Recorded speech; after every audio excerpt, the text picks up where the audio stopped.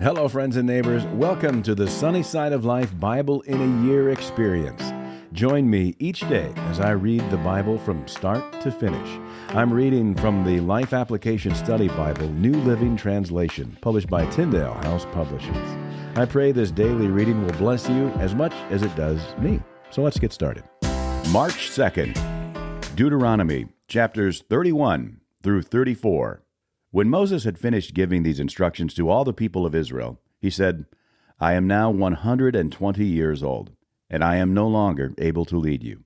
The Lord has told me, you will not cross the Jordan River, but the Lord your God himself will cross over ahead of you. He will destroy the nations living there, and you will take possession of their land. Joshua will lead you across the river, just as the Lord promised. The Lord will destroy the nations living in the land, just as he destroyed Sihon and Og, the kings of the Amorites. The Lord will hand over to you the people who live there, and you must deal with them as I have commanded you. So be strong and courageous. Do not be afraid, and do not panic before them, for the Lord your God will personally go ahead of you. He will neither fail you nor abandon you. Then Moses called for Joshua, and as all Israel watched, he said to him, Be strong and courageous, for you will lead these people into the land that the Lord swore to their ancestors he would give them. You are the one who will divide it among them as their grants of land. Do not be afraid or discouraged, for the Lord will personally go ahead of you. He will be with you. He will neither fail you nor abandon you. So Moses wrote this entire body of instruction in a book and gave it to the priests, who carried the ark of the Lord's covenant, and to the elders of Israel. Then Moses gave them this command. At the end of every 7th year, the year of release, during the festival of shelters, you must read this book of instruction to all the people of Israel when they assemble before the Lord your God at the place he chooses. Call them all together, men, women, children, and the foreigners living in your towns, so they may hear this book of instruction and learn to fear the Lord your God and carefully obey all the terms of these instructions. Do this so that your children who have not known these instructions will hear them and will learn to fear the Lord your God. Do this as long as you live in the land you are crossing the Jordan to occupy. Then the Lord said to Moses, The time has come for you to die. Call Joshua and present yourselves at the tabernacle, so that I may commission him there. So Moses and Joshua went and presented themselves at the tabernacle, and the Lord appeared to them in a pillar of cloud that stood at the entrance to the sacred tent. The Lord said to Moses, You are about to die and join your ancestors. After you are gone, these people will begin to worship foreign gods, the gods of the land where they are going. They will abandon me and break my covenant that I have made with them. Then my anger will blaze forth against them. I will abandon them, hiding my face from them, and they will be devoured. Terrible trouble will come down on them, and on that day they will say, These disasters have come down on us because God is no longer among us. At that time I will hide my face from them on account of all the evil they commit by worshiping other gods. So write down the words of this song and teach it to the people of Israel. Help them learn it, so it may serve as a witness for me against them. For I will bring them into the land I swore to give their ancestors, a land flowing with milk and honey. There they will become prosperous, eat all the food they want, and become fat. But they will begin to worship other gods. They will despise me and break my covenant. And when great disasters come down on them, this song will stand as evidence against them, for it will never be forgotten by their descendants. I know the intentions of these people, even now, before they have entered the land I swore to give them. So that very day Moses wrote down the words of the song and taught it to the Israelites. Then the Lord commissioned Joshua, son of Nun, with these words, Be strong and courageous, for you must bring the people of Israel into the land I swore to give them. I will be with you. When Moses had finished writing this entire body of instruction in a book, he gave this command to the Levites, who carried the ark of the Lord's covenant. Take this book of instruction and place it beside the ark of the covenant of the Lord your God, so it may remain there as a witness against the people of Israel. For I know how rebellious and stubborn you are. Even now, while I am still alive and am here with you, you have rebelled against the Lord. How much more rebellious will you be after my death? Now summon all the elders and officials of your tribe, so that I can speak to them directly and call heaven and earth to witness against them. I know that after my death you will become utterly corrupt and will turn from the way I have commanded you to follow. In the days to come, disaster will come down on you, for you will do what is evil in the Lord's sight, making him very angry with your actions. So Moses recited this entire song publicly to the assembly of Israel. Listen, O heavens, and I will speak. Hear, O earth, the words that I say. Let my teaching fall on you like rain. Let my speech settle like dew. Let my words fall like rain on tender grass, like gentle showers on young plants. I will proclaim the name of the Lord. How glorious is our God! He is the rock. His deeds are perfect. Everything he does is just and fair. He is a faithful God who does no wrong. How just and upright he is! But they have acted corruptly toward him. When they act so perversely, are they really his children? They are a deceitful and twisted generation. Is this the way you repay the Lord, you foolish and senseless people? Isn't he your Father who created you? Has he not made you and established you? Remember the days of long ago. Think about the generations past. Ask your father, and he will inform you. Inquire of your elders, and they will tell you. When the Most High assigned lands to the nations, he divided up the human race. He established the boundaries of the peoples according to the number in his heavenly court. For the people of Israel belong to the Lord. Jacob is his special possession. He found them in a desert land, in an empty, howling wasteland. He surrounded them and watched over them. He guarded them as he would guard his own eyes. Like an eagle that rouses her chicks and hovers over her young, so he spread his wings to take them up and carried them safely on his pinions. The Lord alone guided them. They followed no foreign gods. He let them ride over the highlands and feast on the crops of the fields. He nourished them with honey from the rock and olive oil from the stony ground. He fed them yogurt from the herd and milk from the flock, together with the fat of lambs. He gave them choice rams from Bashan and goats, together with the choicest wheat. You drank the finest wine, made from the juices of grapes. But Israel soon became fat and unruly. The people grew heavy, plump, and stuffed. Then they abandoned the God who had made them. They made light of the rock of their salvation. They stirred up his jealousy by worshiping foreign gods. They provoked his fury with detestable deeds. They offered sacrifices to demons, which are not God, to gods they had not known before, to new gods only recently arrived, to gods their ancestors had never feared. You neglected the rock who had fathered you. You forgot the God who had given you birth.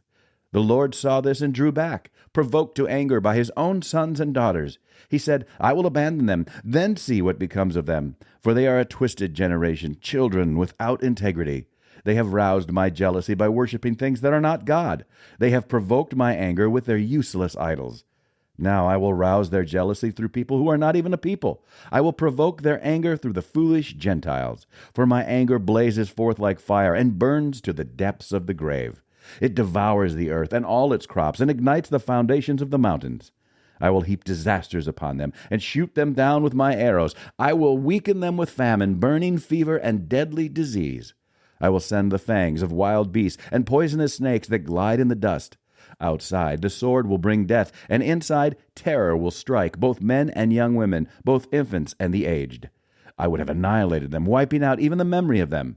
But I feared the taunt of Israel's enemy, who might misunderstand and say, Our own power has triumphed. The Lord had nothing to do with this.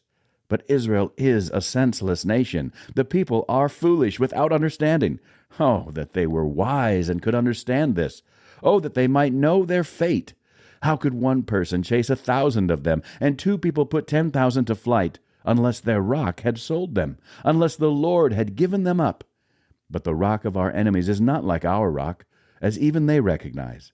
Their vine grows from the vine of Sodom, from the vineyards of Gomorrah. Their grapes are poison, and their clusters are bitter. Their wine is the venom of serpents, the deadly poison of cobras. The Lord says, Am I not storing up these things, sealing them away in my treasury? I will take revenge. I will pay them back. In due time their feet will slip. Their day of disaster will arrive, and their destiny will overtake them. Indeed, the Lord will give justice to his people, and he will change his mind about his servants, when he sees their strength is gone, and no one is left, slave or free. Then he will ask, Where are their gods, the rocks they fled to for refuge? Where now are those gods who ate the fat of their sacrifices, and drank the wine of their offerings? Let those gods arise and help you. Let them provide you with shelter. Look now, I myself am he. There is no other God but me. I am the one who kills and gives life. I am the one who wounds and heals. No one can be rescued from my powerful hand.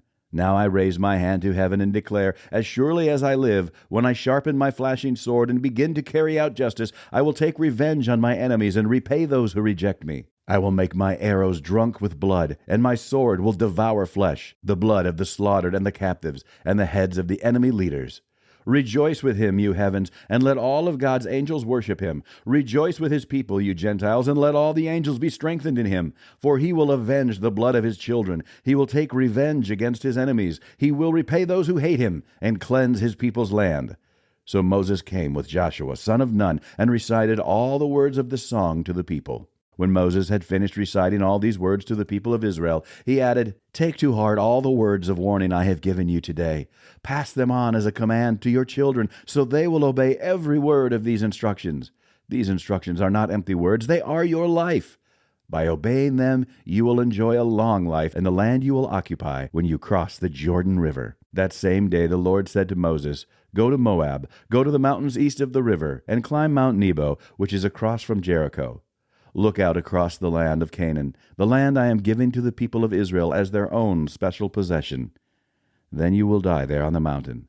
You will join your ancestors, just as Aaron your brother died on Mount Hor and joined his ancestors. For both of you betrayed me with the Israelites at the waters of Meribah at Kadesh in the wilderness of Zin. You failed to demonstrate my holiness to the people of Israel there. So you will see the land from a distance, but you may not enter the land I am giving to the people of Israel." This is the blessing that Moses, the man of God, gave to the people of Israel before his death. The Lord came from Mount Sinai and dawned upon us from Mount Seir. He shone forth from Mount Paran and came from Meribah Kadesh with flaming fire at his right hand. Indeed, he loves his people. All his holy ones are in his hands. They follow in his steps and accept his teaching. Moses gave us the Lord's instruction, the special possession of the people of Israel. The Lord became king in Israel when the leaders of the people assembled, when the tribes of Israel gathered as one. Moses said this about the tribe of Reuben, "Let the tribe of Reuben live and not die out, though they are few in number." Moses said this about the tribe of Judah, "O Lord, hear the cry of Judah and bring them together as a people. Give them strength to defend their cause. Help them against their enemies."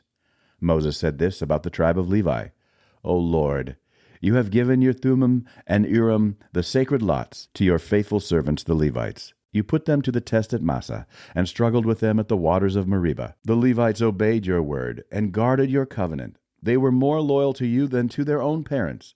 They ignored their relatives and did not acknowledge their own children. They teach your regulations to Jacob. They give your instructions to Israel. They present incense before you and offer whole burnt offerings on the altar. Bless the ministry of the Levites, O Lord, and accept all the work of their hands. Hit their enemies where it hurts the most. Strike down their foes so they never rise again." Moses said this about the tribe of Benjamin. "The people of Benjamin are loved by the Lord and live in safety beside him. He surrounds them continuously and preserves them from every harm." Moses said this about the tribes of Joseph. "May their land be blessed by the Lord with the precious gift of dew from the heavens and water from beneath the earth, with the rich fruit that grows in the sun and the rich harvest produced each month, with the finest crops of the ancient mountains and the abundance from the everlasting hills, with the best gifts of the earth and its bounty, and the favor of the one who appeared in the burning bush. May these blessings rest on Joseph's head, crowning the brow of the prince among his brothers. Joseph has the majesty of a young bull. He has the horns of a wild ox. He will gore distant nations, even to the ends of the earth. This is my blessing for the multitudes of Ephraim and the thousands of Manasseh." Moses said this about the tribes of Zebulun and Issachar. "May the people of Zebulun prosper in their travels. May the people of Issachar prosper at home in their tents. They summon the people to the mountain to offer proper sacrifices there. They benefit from the riches of the sea and the hidden treasures in the sand." Moses said this about the tribe of Gad. "Blessed is the one who enlarges Gad's territory. Gad is poised there like a lion to tear off an arm or a head." The people of Gad took the best land for themselves. A leader's share was assigned to them. When the leaders of the people were assembled, they carried out the Lord's justice and obeyed his regulations for Israel. Moses said this about the tribe of Dan. "Dan is a lion's cub, leaping out from Bashan." Moses said this about the tribe of Naphtali. "O Naphtali, you are rich in favor and full of the Lord's blessings. May you possess the west and the south." Moses said this about the tribe of Asher. "May Asher be blessed above other sons. May he be esteemed by his brothers. May he bathe his feet in olive oil. May the bolts of your gates be of iron and bronze. May you be secure all your days. There is no one like the God of Israel. He rides across the heavens to help you, across the skies in majestic splendor. The eternal God is your refuge, and his everlasting arms are under you. He drives out the enemy before you. He cries out, "Destroy them!" So Israel will live in safety, prosperous Jacob in security, in a land of grain and new wine, while the heavens drop down dew. How blessed are you, O Israel! Who else is like you, a people saved by the Lord? He is your protecting shield and your triumphant sword. Your enemies will cringe before you, and you will stomp on their backs. Then Moses went up to Mount Nebo from the plains of Moab, and climbed Pisgah Peak, which is across from Jericho. And the Lord showed him the whole land, from Gilead as far as Dan, all the land of Naphtali, the land of Ephraim and Manasseh, all the land of Judah, extending to the Mediterranean Sea, the Negev, the Jordan Valley with Jericho, the city of palms as far as Zoar. Then the Lord said to Moses, "This is the land I promised on oath to Abraham, Isaac, and Jacob, when I said, I will give it to your descendants. I have now allowed you to see it with your own eyes, but you will not enter the land." So Moses, the servant of the Lord, died there in the land of Moab, just as the Lord had said. The Lord buried him in a valley near Beth Peor in Moab, but to this day no one knows the exact place. Moses was 120 years old when he died, yet his eyesight was clear, and he was as strong as ever. The people of Israel mourned for Moses on the plains of Moab for 30 days, until the customary period of mourning was over. Now Joshua, son of Nun, was full of the spirit of wisdom, for Moses had laid his hands on him. So the people of Israel obeyed him, doing just as the Lord had commanded Moses. There has never been another prophet in Israel like Moses, whom the Lord knew face to face. The Lord sent him to perform all the miraculous signs and wonders in the land of Egypt against Pharaoh and all his servants and his entire land. With mighty power, Moses performed terrifying acts in the sight of all Israel. That's it for today, friends. Feel free to read ahead on your own. Before I go, let's share the Lord's Prayer together. Our Father who art in heaven, hallowed be thy name. Thy kingdom come, thy will be done, on earth as it is in heaven. Give us this day our daily bread, and forgive us our trespasses, as we forgive those who trespass against us. Lead us not into temptation, but deliver us from evil. For thine is the kingdom, and the power, and the glory forever.